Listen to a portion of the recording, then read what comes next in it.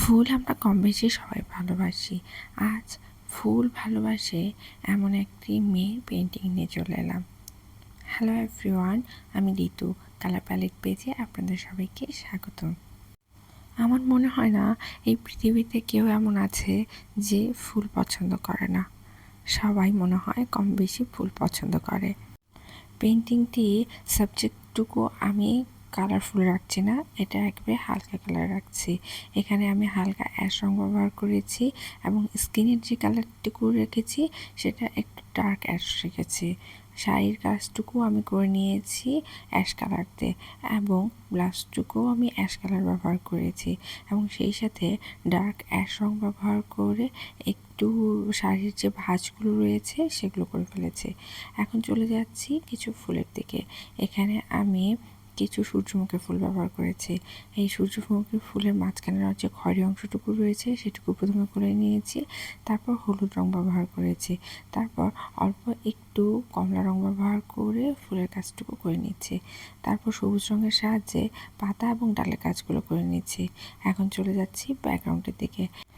ব্যাকগ্রাউন্ডটিতে আমি ডার্ক নীল কালার ব্যবহার করেছি এবং মেয়েটির পিছন সাইডটুকুতেই আমি শুধু নীল কালারটুকু ব্যবহার করছি। এখানে আমার পুরো পাতা জুড়েই ব্যাকগ্রাউন্ড, কিন্তু ব্যাকগ্রাউন্ড শুধু আমি অল্প একটুই রং ব্যবহার করছি আর সাদা অংশটুকু আমার ব্যাকগ্রাউন্ডের মধ্যেই পড়ছে। এখানে বলা যেতে পারে সাদা এবং নীল রং মিলেই আমার ব্যাকগ্রাউন্ডের কাজ। যাই হোক, এখন চলে যাচ্ছি মেয়েটির চুলের দিকে। মেয়েটির চুল একেবারেই কোমর পর্যন্ত, তাই আমি চুলের কাজটুকু কালো রং ব্যবহার করে কোমর পর্যন্ত যে অংশটুকু রয়েছে চুলের সেটুকু করে নিচ্ছি। এরই মাঝে মেয়েটির কপালে পড়া একটি লাল টিপ আমি করে ফেলেছিলাম, সেটি আপনাদের সাথে শেয়ার করতে ভুলে গেছি। এখন কালো রং ব্যবহার করে মেয়েটির ভ্রু, নাক, চোখ এবং ঠোঁটের অংশটুকু করে নিয়েছি এবং সেই সাথে কালো রং ব্যবহার করে পুরো পেন্টিংটি ডিটেলিংয়ের কাজ করছি, যেমন ব্লাউজের কাজ, শাড়ির কাজ এবং শাড়ির যে ভাঁজগুলো রয়েছে সেগুলো আমি কালো রং ব্যবহার করে নিচ্ছি। মেয়েটির পিছনের যে নীল ব্যাকগ্রাউন্ডটি রয়েছে সেই ব্যাকগ্রাউন্ডটির মেয়েটির চারপাশের অংশটুকু আমি সাদাই রাখতে চেয়েছিলাম, কিন্তু দেখে মনে হচ্ছে কাজটি ইনকমপ্লিট। হয়তো আমি ভুলে গেছি এরকম কিছু, কিন্তু আসলে তো তা নয়, আমি ফাঁকাই রাখতে চাচ্ছিলাম।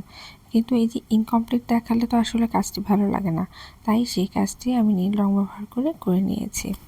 সাবজেক্ট লাইট রেখে ডার্ক কালার ব্যাকগ্রাউন্ড করতে ইদানিং আমার ভালোই লাগছে এবং কালো রঙের সাহায্যে আরেকটু ডিটেলিংয়ের কাজ করে ফেললাম।